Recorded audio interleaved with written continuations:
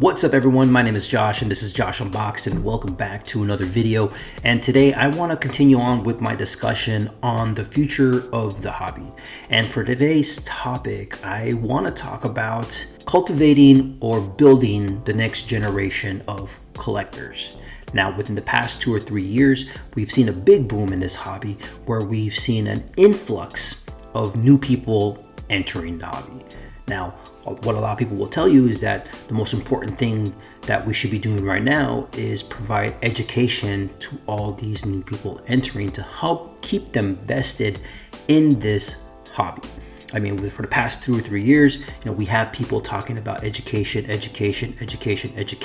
and now you're hearing people say, oh, people are more educated now in the hobby. It's all about, rarity, low pop, numbered cards.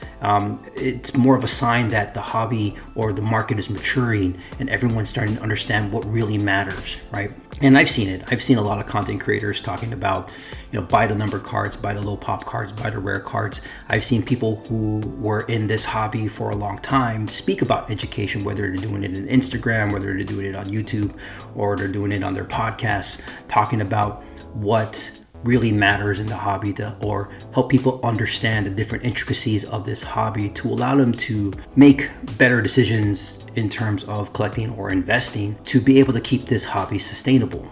And while that's great, it's important to educate the new people entering so that they can continue to feed this ecosystem of the sports card market or the sports card hobby. I just feel that that's just one side of the coin. You got one side of the coin in which you got new people who come in that you want to keep vested, you want to keep them interested in this sports card hobby, sports card market, however you want to look at it. On the other side of the coin is cultivating the next generation of collectors. And what it really comes down to are, like the kids or the teenagers, people who are still young to be able to find joy in this hobby.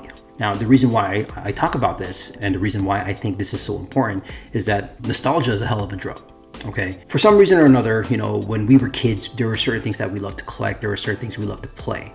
And somewhere along the line, as life went on, as we went into high school, college, finding a partner, marriage, growing a family, buying a house, being adults, finding a job, we kind of stray away from those joys that we once had, the things that we used to collect, the things that we used to play with. But once we get that disposable income, we tend to remember back on those memories, back on those things that we enjoyed. Now, for example, we could talk about the action figure market. There's a lot of people who collect action figures. We got people who played with G.I. Joes back in the day that collect G.I. Joes now.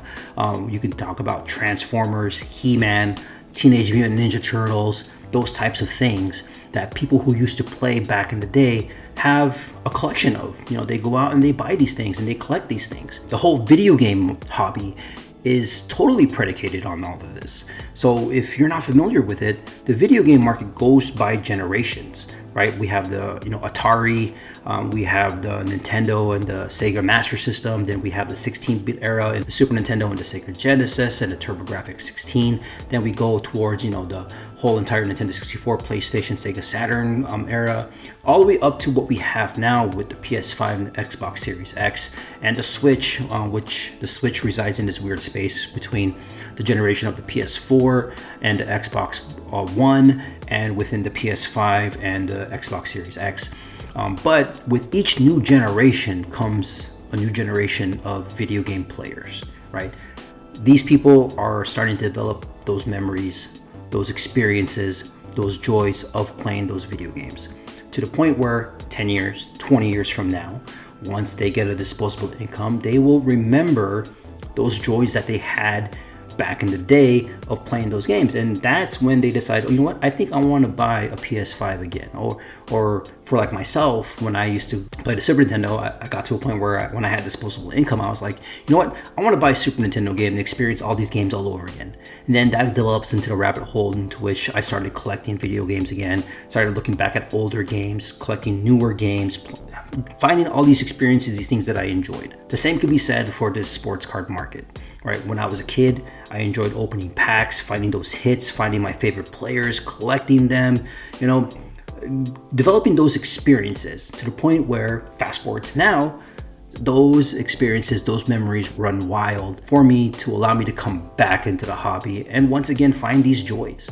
So when it comes to this, the new generation of collectors, we need to find a way to allow them to have these experiences, experience these joys. It starts off with finding what sports they like, and exposing them to the sport, whether it's basketball, baseball, football, hockey, soccer, what wrestling, exposing them to these things to allow them to experience the joys, and then showing them that, hey, there's these items, there's these cards that have pictures of your favorite player that you can collect.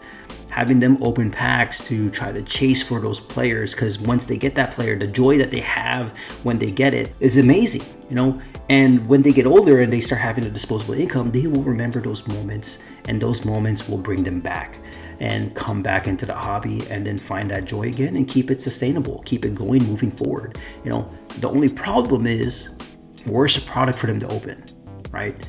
As kids, product was abundant. Some of us lived through the junk wax era, so cards were always there for us to buy.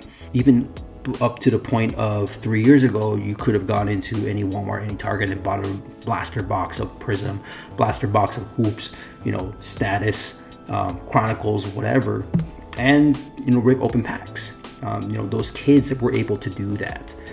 But unfortunately, in today's age, in today's generation, within this past year or so, product like that is hard to find unless you're willing to spend like $25 for a pack, for like one pack of cards, $20 for a pack of NBA hoops. But what kid can afford that and buy that, and experience those joys? We're in a difficult situation in which, how do we cultivate the next generation of collectors for this hobby to sustain once we're long gone?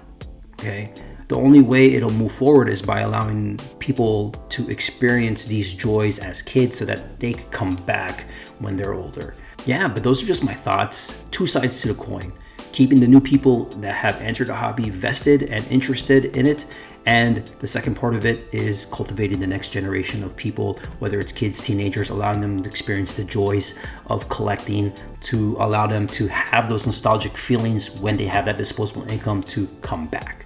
So that's pretty much it. I hope you guys enjoyed. Whether you agree or disagree, sound off in the comments below. If you found some value in this video, go ahead and hit the thumbs up button. If you haven't yet, please consider subscribing. And with that being said, my name is Josh, and I'll see you guys in the next video.